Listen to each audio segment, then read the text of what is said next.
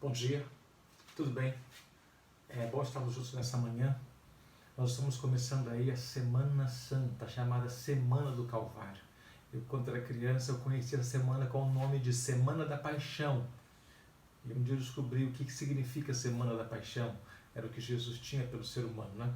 Vamos abrir a Bíblia, vamos fazer uma breve meditação em alguns pontos aqui.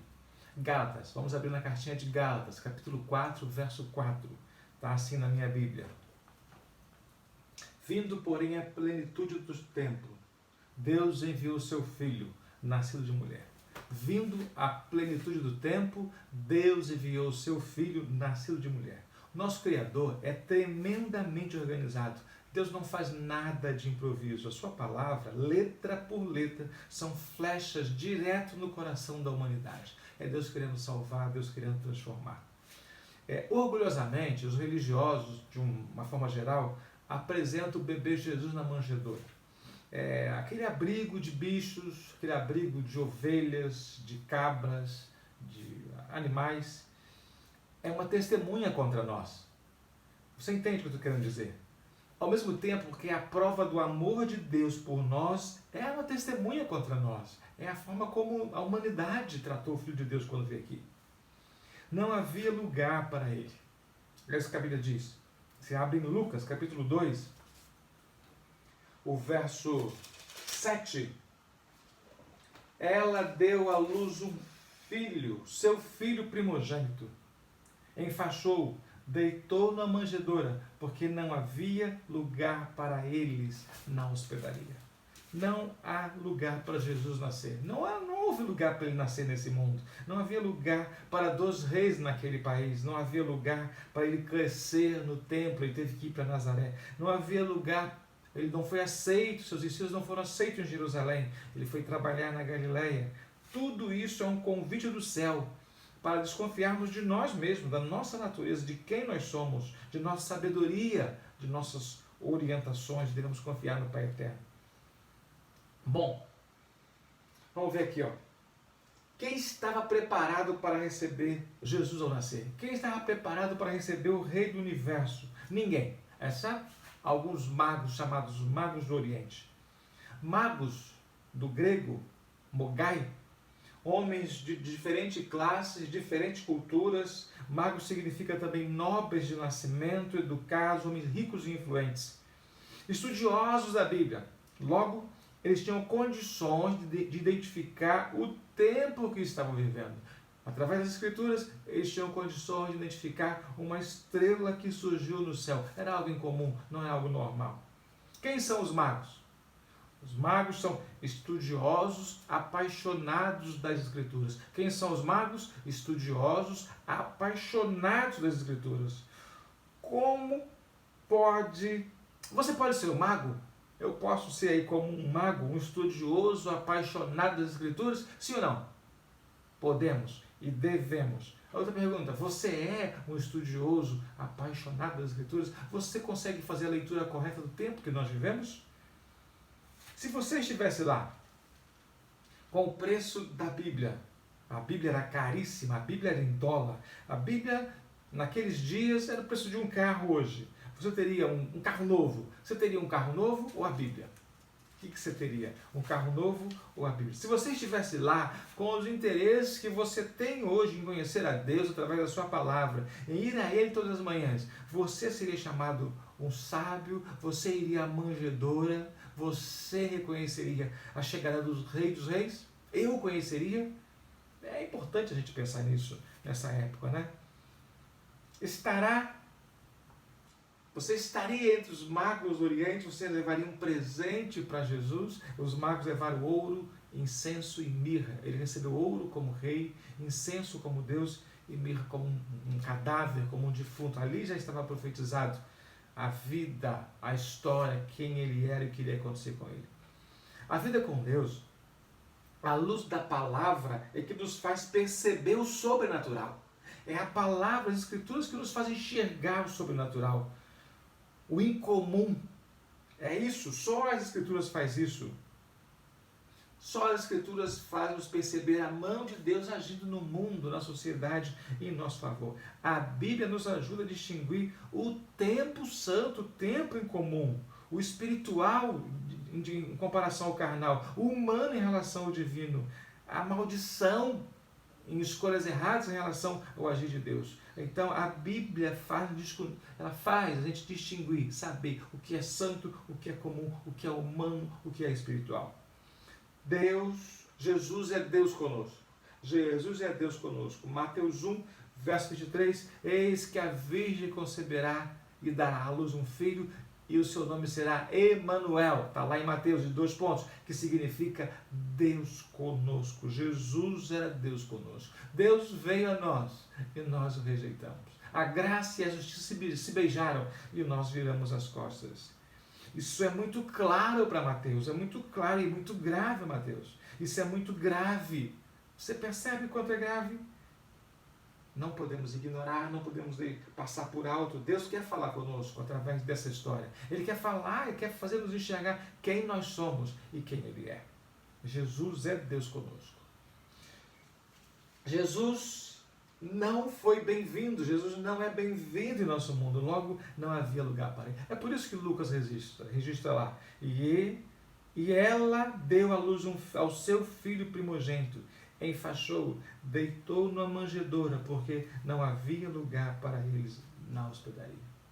Sabe, nós douramos, nós enfeitamos o pavão, mas o quadro é feio. Imagine, não havia lugar para Jesus na hospedaria, não havia lugar nas casas, não havia lugar para Jesus na nossa vida, não havia lugar para Ele em nosso coração. Agora imagine a tristeza de Maria ao deitar Jesus numa manjedoura, num coxo de bicho. Imagine a tristeza de José ao ver o filho nascendo ali. Imagine a dor do pai ao ver o seu filho sendo rejeitado. Veio para os seus e os seus não o receberam. Imagine a dor do pai, de tudo que ele fez por nós, né? Qual é o pior Deus inventado? O pior Deus que o homem pode criar. Já pensou nisso? Qual é o pior Deus que pode ocupar o coração de um homem? Qual é o pior ídolo que pode ocupar o coração de uma mulher? Não são os de madeira, não são os de pedra. O pior Deus que nós podemos inventar é o próprio eu. O próprio eu. O Deus falso, pior de todos, é o eu. Nunca há lugar para Jesus quando o eu está no trono, quando o eu está sentado lá, quando o eu está mandando. Por isso que não havia lugar para ele. Por isso que Lucas 7 registra desse jeito. Ele foi, não havia lugar para ele em lugar nenhum. Não havia lugar para ele nascer entre nós. Não havia lugar para ele viver. Por isso que ele foi parar no Egito. Não havia lugar para 2 reis naquele país.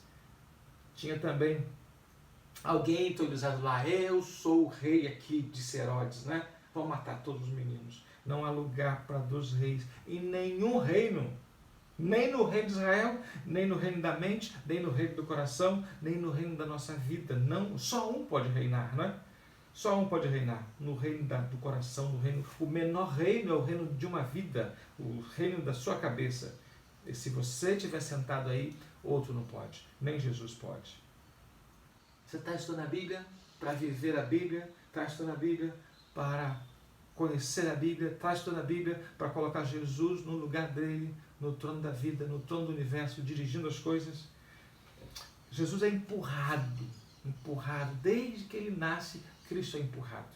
Jesus é empurrado da hospedaria para a manjedoura.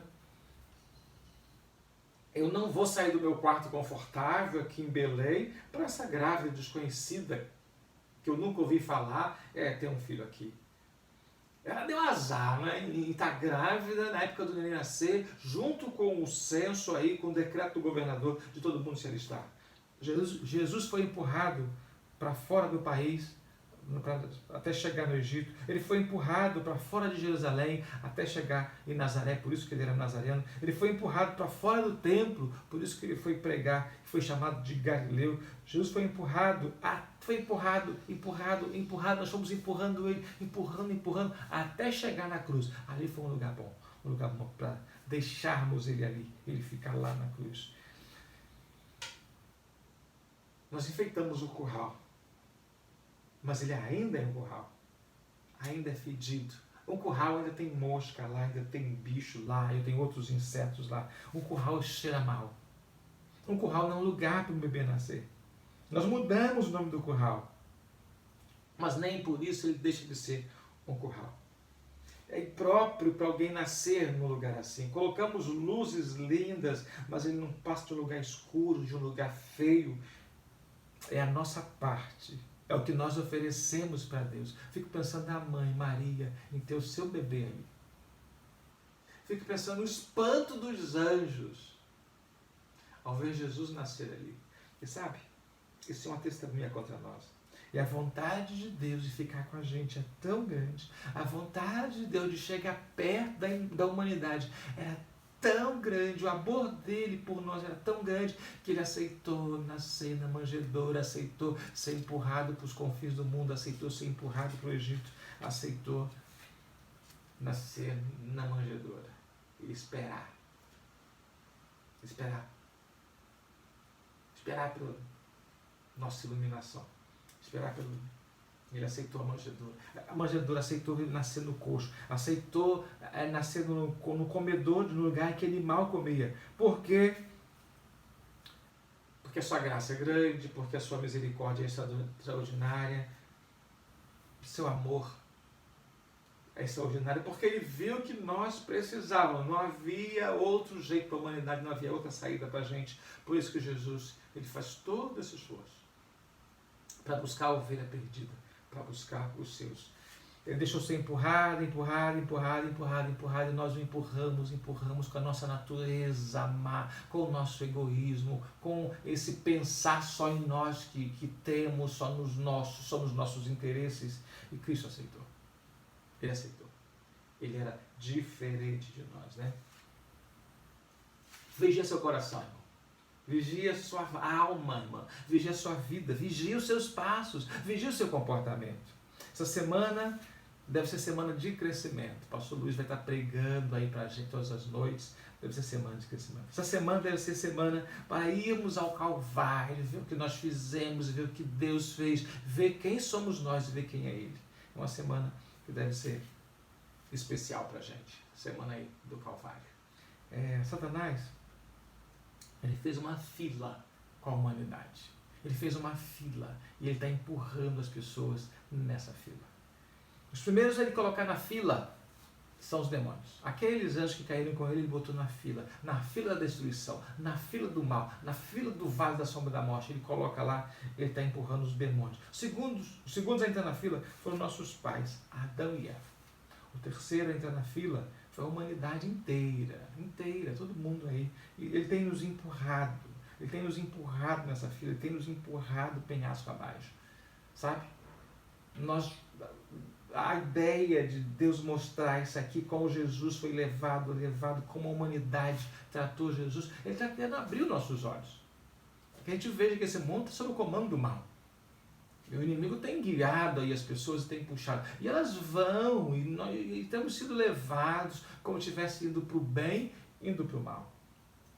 Alguns saíram desse caminho, alguns saíram dessa fila, né? O Enoque saiu dessa fila. Enoque saiu definitivamente da fila que Satanás empurrava e seguiu a Deus, seguiu a Jesus. Moisés custou sair um pouquinho, mas saiu. Davi quase que não sai, mas saiu. Daniel saiu cedo da fila que Satanás conduz a humanidade, da fila da perdição. Daniel saiu cedo. Maria, mãe de Jesus, cedo ela saiu de lá. José, cedo ele saiu de lá. Cedo entenderam o convite da graça, entenderam cedo o convite da salvação. Sabe, queridos, nossa história poderia ser outra. Se Jesus nascesse aqui e aqueles líderes de Israel o aceitassem como seu Deus e seu Senhor. Se ele nascesse aqui e Herodes o pegasse no colo e bendigesse. Se tivesse uma fila enorme quando ele foi ser apresentado no templo, em vez só do velhinho Simeão, só a velhinha Ana. Imagine todo Israel fazendo a festa porque a promessa de Deus, o desejado de todas as nações chegou. Mas não foi assim. Não foi assim. Não foi assim. Sabe, queridos, se nós tivéssemos aceitado, ele subiria lá na cruz por ele mesmo. O Abraão levou Isaac, mas não levou a força. Abraão levou Isaac, mas não levou puxado, não levou empurrado. O Isaac obedeceu voluntariamente. Você acha que Jesus não obedeceria? Ele iria voluntariamente, deitaria lá sobre o altar e daria sua vida pela humanidade, pelo seu povo perdido. E a nossa história seria outra. A história da humanidade seria outra.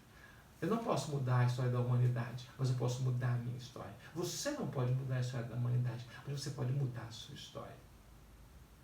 Nós vamos viver essa semana especial, em que a nossa mente, o nosso coração se volta para Deus. Não se volte para as coisas, não se volte apenas para o mundo religioso. Tenta ver Jesus, tenta andar com Jesus, tenta colocar ele no lugar dele. Deixa nascer no seu coração, na sua vida. Queria que Deus falasse através do Espírito Santo ao nosso coração, à nossa mente. Queria que Deus falasse com você. Queria que você compreendesse as Escrituras, os seus mistérios, que são as suas revelações, e visse a graça do Deus Todo-Poderoso. Nós vamos aqui com Jesus do nascimento, e ele vai, até sexta-feira, dar a vida por nós, mas ressuscitar na manhã do domingo, pelo seu poder. Queria orar com você, queria rogar que essa semana que está começando aí, possa ser uma semana que vamos viver diferente. Convide um amigo para participar, não esqueça disso, é importante demais. Divida a bênção, divida o pão. Vamos orar. Obrigado, Senhor, pela sua palavra, obrigado pelo seu cuidado, obrigado pelo teu santo e bom Espírito que fala ao nosso coração. Queira abençoar, Senhor, de maneira poderosa a nossa vida. Abra os nossos olhos, possamos ver quem somos e enxergar quem o Senhor é. Em nome de Jesus, amém. Muito bem, Deus abençoe você. Um abraço.